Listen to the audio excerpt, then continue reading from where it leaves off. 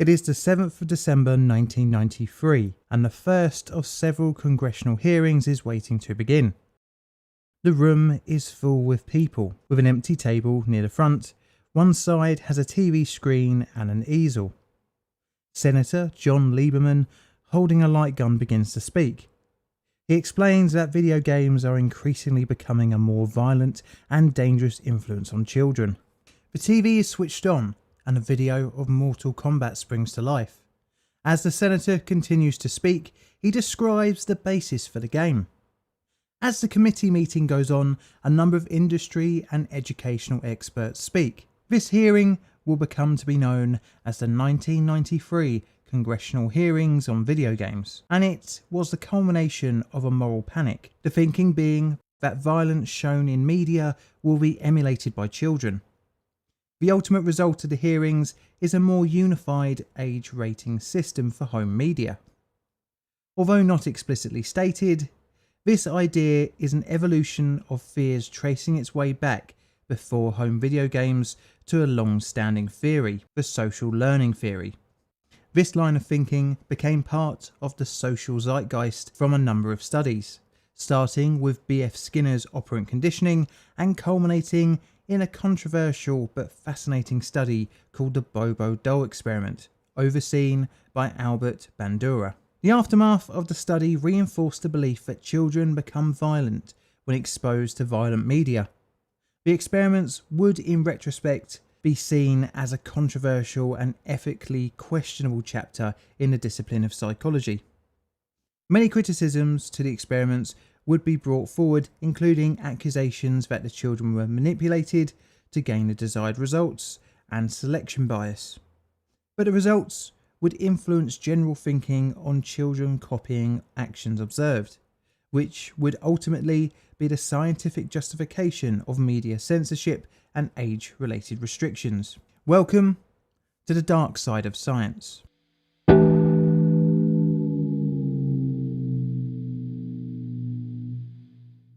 Our story starts in a small town in Alberta, Canada, named Mundare, on the 4th of December 1925, with the birth of Albert Bandura. He was born to Polish and Ukrainian parents. Growing up in a small town, educational opportunities are fairly limited, but under the guidance of his family, he became self-motivated. He was encouraged by his parents to seek out experience of life beyond Mundare. After high school, he took a job in the Yukon. It would be here that his interest in science would be sparked. In an unlikely turn of events, while studying at British Columbia University, he took a psychology course in order to pass the time in his empty early morning schedule, becoming passionate about the subject. In 1949, he would graduate with a BA. To further his newly discovered passion, he moved to the University of Iowa. From there, he gained an MA in 1951 and a PhD in 1952. Postdoctorate in 1953, he took a teaching position at Stanford University. Throughout the 1950s, Bandura became fascinated in a new theory, originally posed by B.F. Skinner in his series of lectures in the 1940s on social learning. Skinner mentioned a thing called echoic response.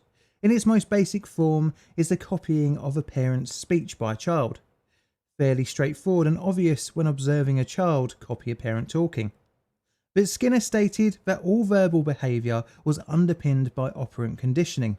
Around the same time, a book, Social Learning Theory, was published in 1941 by Clark Lewis Hull, which suggested that personality traits were learned by copying parents' actions. In 1959, Noam Chomsky published his review of B.F. Skinner's verbal behaviour theories and criticised his 1957 book called Verbal Behaviour. Chomsky said that operant conditioning alone could not explain our ability to learn language, and instead there is something more. As if Skinner's theory was right, then to learn a new response would require multiple attempts and positive reinforcement, much like how you train a dog to sit. In the same vein, Bandura set out to find if learned behaviours were from operant conditioning, i.e. from reward or punishment, or from imitation, i.e. watching another do something and copy it. One particular thing that fascinated Bandura was aggression. In social learning theory, three models of observational learning are posited. Live models, where a person is demonstrating the desired behaviour to a participant. Verbal instruction, in which an individual describes the desired behaviour in detail and instructs the participant in how to engage in the behaviour. And symbolic, in which modelling occurs by means of the media, including movies, television, literature and radio. Stimuli can either be from real or fictional characters. Working with one of his first doctorate students, Bandura set out to prove his theory. This resulted in their 1959 book, Adolescent Aggression. The research for the book involved looking into the origins of antisocial behaviour of 26 adolescent boys. Each boy and a matched control were given an intensive interview and a TAT-like projective test. The parents were also interviewed to determine their attitudes about and how they actually handled problems relating to dependency, aggression and sex as they arose from day to day. Bandura's next study would be the culmination of his research, and that would be to put the theory into practice and see if a child would copy a model doing a certain kind of behaviour, and this involved a strange item, a large blow-up clown doll.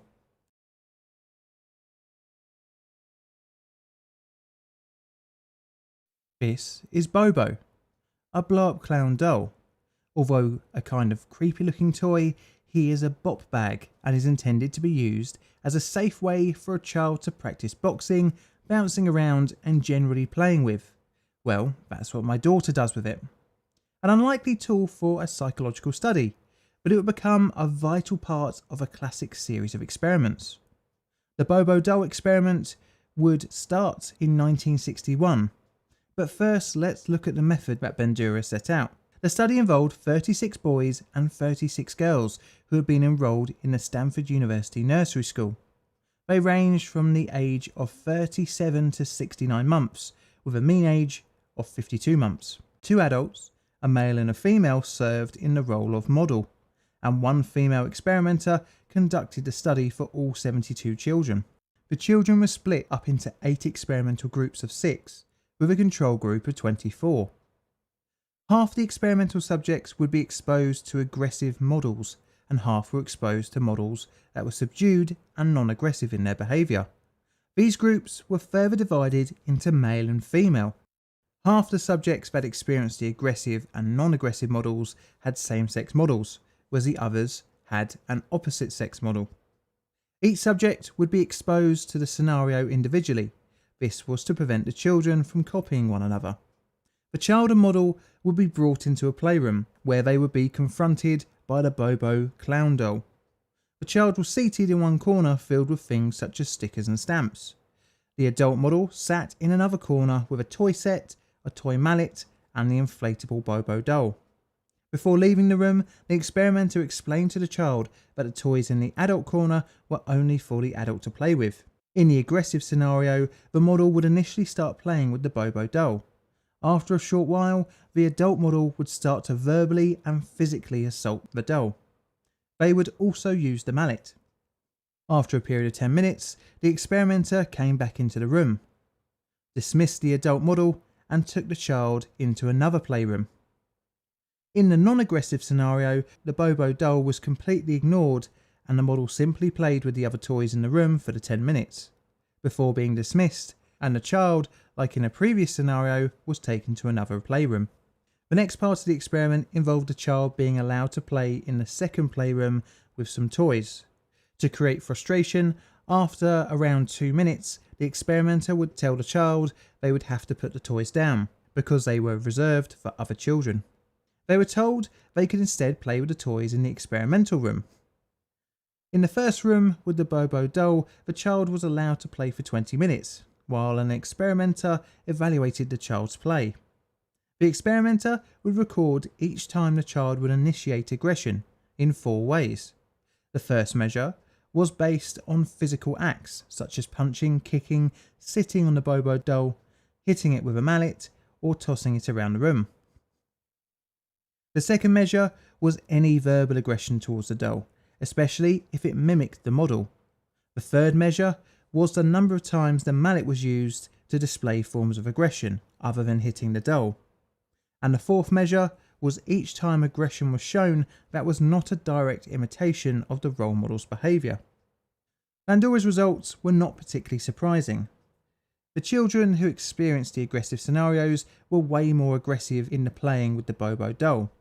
The results also showed that if the model was of the same gender as the child, then they would be even more aggressive. The most aggressive were boys who had a male model, who had shown aggression towards the Bobo doll. When compared between the two genders, males exhibited 270 aggressive instances compared to 128 instances exhibited by females. After the experiment, Bandura wanted to dive deeper, but it would take another 2 years before he upped the ante. For his second experiment, Bandura set out to see if the results would change if the children saw the aggressive scenario in the form of a cartoon or a film in comparison to a live model. Bandura also thought that maybe the children would experience a cathartic effect by seeing the aggression through the medium of media, or would watching the aggression on TV create the same response as a live model. This time the number of subjects was increased from 72 to 96, but like before, they were from the Stanford University nursery and were divided into 3 groups. A live aggressive group, a pre-recorded model aggressive group, and a cartoon of a cat being aggressive to the Bobo doll group. There was also a 24 child control group. Like before, they were subdivided again to gender. The original results from the 1961 study were used as a control for the experiment, and like before, each subject experienced the aggressive scenario individually. Like before, after the exposure, the subject was placed in a mildly frustrating situation before being left alone with the Bobo doll. The results were similar to before with the live model. But what was interesting was that the children did actually show aggression after exposure to the pre-recorded model and the cartoon. A third experiment in 1965 sought out to find if classic conditioning could affect the results. This time, 66 children, 33 boys and 33 girls, were used for the study. Again, 3 groups were used, which were again subdivided into gender. The first group would witness a model display aggression towards the Bobo doll, followed by a researcher praising the model, rewarding them with candy. The second group would witness the same scripted scenario of aggression behaviours, but instead the model received a reprimand and was hit with a rolled wooden golf club. The third group served as the control, and the model had no reward or punishment for the displayed behaviour. The children, like before, would watch individually.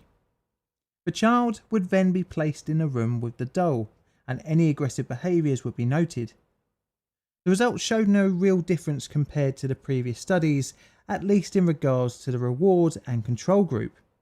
However, the group that witnessed the model being punished showed an interesting reduction in aggression. The Bobo doll experiments helped further Bandura's social learning theory and carve a new way of thinking.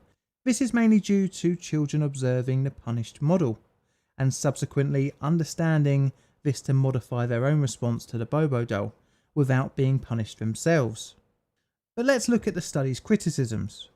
Although not as controversial as other studies involving children, the Bobo doll experiments did have some shortcomings. Firstly, there was the question of whether the children did actually show aggression, or were they just mimicking the model. You see, children are very well known for copying adults, with little thought to the consequences, meaning finding out the motivation behind the subject's actions can be difficult and open to interpretation.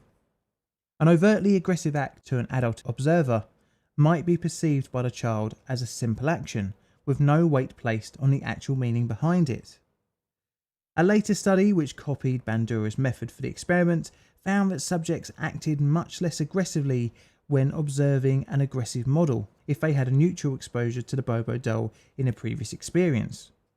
This means that the novelty of the doll in the study could have encouraged a more exaggerated response from the children. The study could also be considered as unreliable, as most of the subjects were from the same racial and economical background, being that in the early 1960s the majority of attendees were wealthy and Caucasian, due to having parents that were students of Stanford University. The main concern for the study, however, is its ethical implications. This is due to the children being almost trained into being aggressive by placing them in a frustrating situation before observing them with the Bobo doll. There is also a question of consent, as a child isn't able to make an informed decision as to whether they want to take part in a study. Needless to say, from all three studies, the subjects did not agree nor disagree to take part, which leaves a potential ethical grey area. The children also didn't have a long enough cool-down period between experience exposure and observation. This means that there can be no proper conclusion as to the long-term effects of exposure to aggressive acts. Which brings us back to the media and whether it actually in the long term makes children more likely to be violent in real life. Personally, I think age restrictions on media is a good thing. As a parent myself, I would not want my child to be exposed to age inappropriate material, such as swearing, as I know she will just start copying and say it to everyone she speaks to. I think the Bobo doll study is a very fascinating experiment. Although not particularly dark, I still really enjoyed looking into the subject. The study is a very important cornerstone of modern day psychology, and this is reflected in Albert being the fourth most cited psychologist of all time. And as such, I'm going to rate it a 3 on my ethical scale, which is mainly due to the lack of informed consent from the children. But more importantly, where would you rate this subject on my scale? 1 being all okay, and 9 being as cruel as a fox's head on a stick? Let me know in the comments below. This is a Plain Difficult production. All videos on the channel are Creative Commons Attribution Share Alike licensed. Plain Difficult videos are produced by me, John, in a currently late night and dark southeastern corner of London, UK. Help the channel grow by liking, commenting and subscribing. Check out my Twitter for all sorts of videos and odds and sods, as well as hints on future videos. I've got Patreon and YouTube membership as well, so check them out if you fancy supporting the channel financially. And all that's left to say is thank you for watching.